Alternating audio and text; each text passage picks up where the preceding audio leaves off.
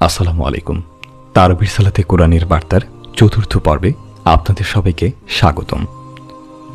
চতুর্থ তারাবিতে পঠিতব্য কোরআনের পঞ্চম পাড়ার শেষার্ধ ও ষষ্ঠ পাড়া জুড়ে আছে সূরা নিসার অবশিষ্টাংশ ও মাইদার 2/3। সূরা মাইদা সবচেয়ে বেশি বিধিবিধান সংবলিত সূরা।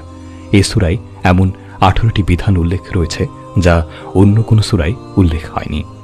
বিশেষ করে হালাল হারাম, জীবজন্তু শিকার, আহলে কিতাবদের সাথে বিবাহ এবং তাদের খাবার গ্রহণ, অমুসলিমদের সাথে অন্তরঙ্গতা, চুরি, হত্যা, কিসাস, যুক্তি, শপথের বিধিবিধান, মাদকের ভয়াবহতা ইত্যাদি সম্পর্কে আলোকপাত করা হয়েছে।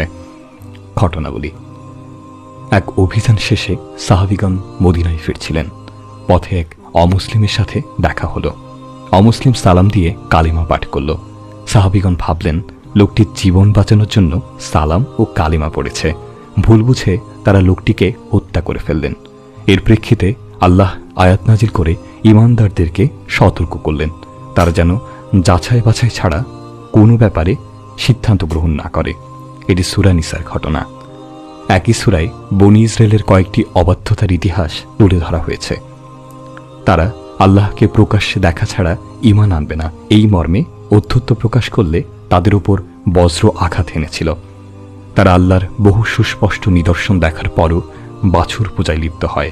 এরপরও আল্লাহ তাদের ক্ষমা করে দেন এবং তাদের অবাধ্যতার কারণে তুর পাহাড়কে অলৌকিকভাবে তাদের মাথার উপর তুলে ধরে তাদের থেকে প্রতিশ্রুতি নেন। শনিবারে মাছ ধরা নিষেধাজ্ঞাও তারা অমান্য করে। ধারাবাহিক অবাধ্যতা, কুফর ও নবীদের হত্যা করার কারণে আল্লাহ তাদের অন্তরে মোহর মেরে দেন।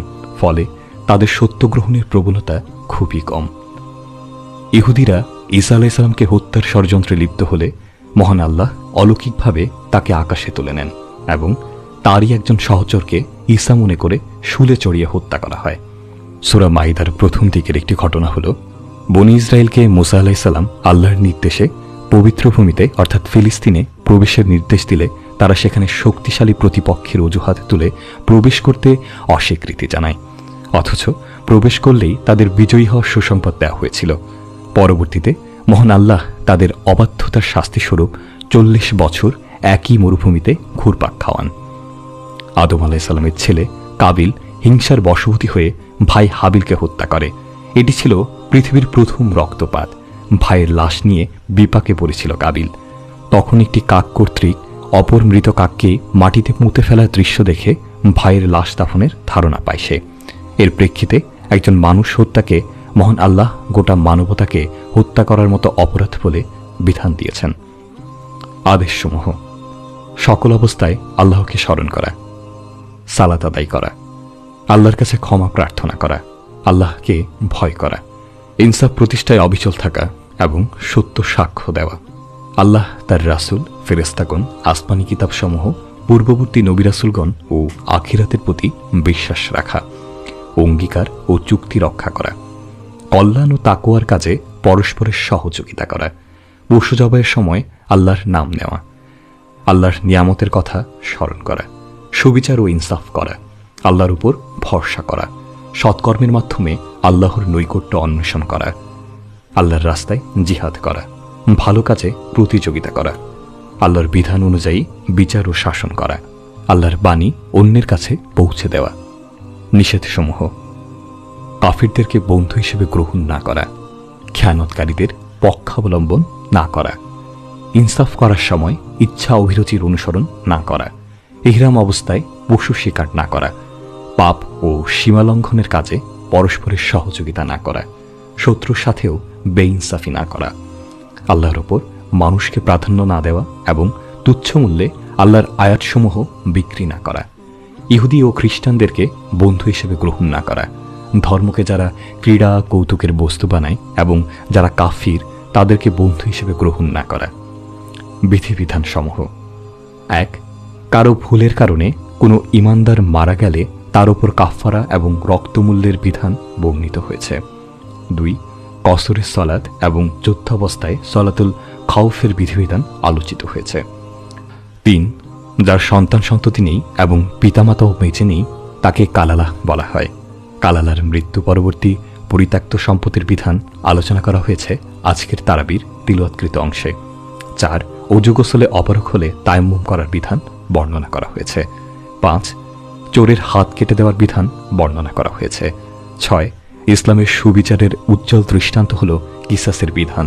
কিসাস সম্পর্কে বিস্তারিত আলোচনা করা হয়েছে আজকের তিলাওয়াতে। 7 নারী এবং এতিম মেয়েদের অধিকারের বিস্তারিত বিবরণ ও দাম্পত্য কলহ নিরসনে মীমাংসাকে প্রাধান্য দেওয়ার মধ্যে কল্যাণের কথা বলা হয়েছে।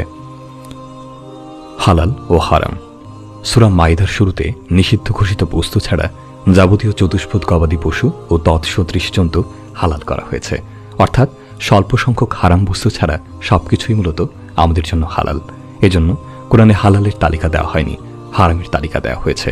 হারামের তালিকা মৃত জন্তু, রক্ত, শূকরের গোশত, আল্লাহ ছাড়া অন্যের নামে জবাইকৃত পশু, শ্বাসরোধে মৃত পশু, প্রহারে মৃত পশু, ওপর হতে পতনে মৃত পশু, অন্য কোনো পশুর সিংহের আঘাতে মৃত পশু এবং হিংস্র জন্তুর খাওয়া পশু ইত্যাদি। শিরকের শাস্তি। শিরক মানে আল্লাহর অংশীদার সাব্যস্ত করা। শিরক সবচেয়ে ভয়াবহ অপরাধ। শিরকের অপরাধ মাথায় নিয়ে কেউ মারা গেলে সে ক্ষমা পাবে না। যে ব্যক্তি আল্লাহর সাথে শিরক করে, আল্লাহ তার জন্য জান্নাত হারাম করে দিয়েছেন। কয়েকটি সতর্কীকরণ। 1 মানুষকে শয়তান কিভাবে নিজের দাসে পরিণত করে তার বিবরণ উল্লেখের পর যে ব্যক্তি আল্লাহর পরিবর্তে শয়তানকে বন্ধু ও অভিভাবক রূপে গ্রহণ করবে তার পরিণতি বর্ণনা করা হয়েছে। 2 সূরা নিসা ও মাইদার বেশ কয়েক স্থানে খ্রিস্টানদের মৌলিক বিশ্বাস, ত্রিতত্ত্ববাদের অসারতা, তার খণ্ডন এবং ঈসা আলাইহিস সালাম যে আল্লাহর পুত্র নন বরং তার রাসূল, সে বিষয়টিও তুলে ধরা হয়েছে। 3 ঈমানদারদের জন্য মুনাফিক চেনা বেশ কঠিন, অথচ তাদের ক্ষতি সীমাহীন। এজন্য কোরআনে বারবার তাদের আলামত সবিস্তারে বর্ণিত হয়েছে। সূরা নিসায় অনেকগুলো আয়াতে তাদের চরিত্র তুলে ধরে জাহান্নামের অতল গহ্বরে তাদের ঠিকানা হওয়ার পরিণাম উল্লেখ করা হয়েছে। 4 মুসলিমদের প্রতি সবচেয়ে বেশি শত্রুতা পোষণকারী ইহুদি এবং মুশরিকরা। খ্রিস্টানরা তাদের তুলনায় কিছুটা সহনশীল হয়। এজন্য পুরো কুরআন জুড়ে ইহুদিদের কূটকর্মের ইতিহাস আলোচনা করা হয়েছে।